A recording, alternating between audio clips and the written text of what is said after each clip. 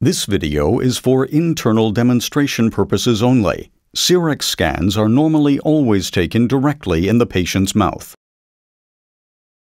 We open a new patient and select a new restoration. In this case, it is a full crown on tooth 3/6 in biogeneric individual mode to be milled on the MCXL unit. We choose the Sirona Blocks PC material, confirm with OK, and click the double arrows in the step menu. We are now in acquisition mode for the lower jaw. We commence scanning from distal on tooth 3/7 with overlapping scans forward to mesial. In the premolar area, we tilt the camera slightly buccal-caudal to ensure we capture sufficient buccal facial surface for buccal bite registration. We scan the proximal contacts of the neighboring teeth so that any undercuts are also shown. This facilitates a better design of the interproximal area. We now check the model. Sometimes with real intraoral scans in the dorsal part of the mouth, it is advisable to remove the support from the camera to allow better maneuverability. On the upper jaw, we also begin scanning distally with overlapping exposures towards mesial. In the premolar area, we again tilt the camera slightly towards buccal to achieve good facial surfaces for easier matching of the buccal bite later on. We check this and then change to buccal bite acquisition. We now take 1 or 2 images in the area of the premolars and the canine.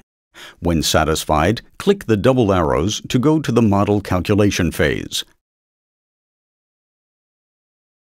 The model is displayed together with the buccal impression. We drag it onto the lower jaw model, and then we drag both parts onto the upper jaw model. Once they stitch together, click on the double arrows and draw the preparation margin. A double click on any position starts the process, and a double click on the same position completes it. Set manual points if needed with single clicks. Then we define the insertion axis, turning the model so that mesial is on the right and distal on the left. We confirm with OK and click Next. The biogeneric calculation is started. We check the initial proposal. This looks to be very good. We can now click and make the lower jaw model semi-transparent so that it is easier to assess the proximal contacts. We immediately see that they are also good.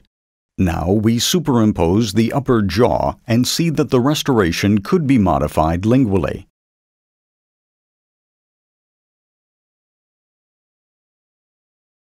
We choose the anatomical shape tool from the tool wheel, and holding the lingual wall, simply drag it buccally so that the cusps are now in alignment.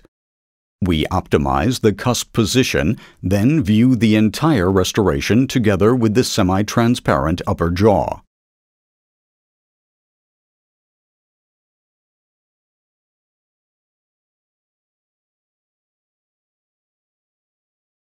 We are now satisfied with the design and click Next in the milling preview, where the restoration is shown in the block. Here, we can again check or change the milling unit. We can choose the milling options, such as fast milling or veneer mode, that we naturally ignore in this case.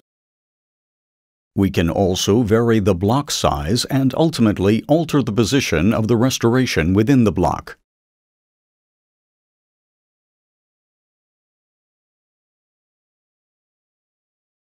We now superimpose the jaw model to better assess the color gradient.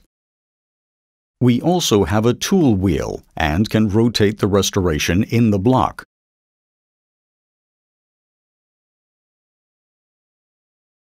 A right mouse click opens the tool wheel again, and we drag the block until the color gradient meets our own particular preference.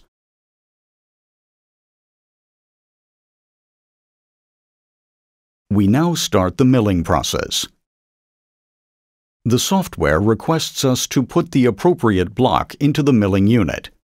The message is also displayed on the milling unit itself. The milling process can be started with a click on Start or by pressing the Start button on the milling unit. The milling time is calculated and displayed. After the milling process is completed, it is confirmed with OK.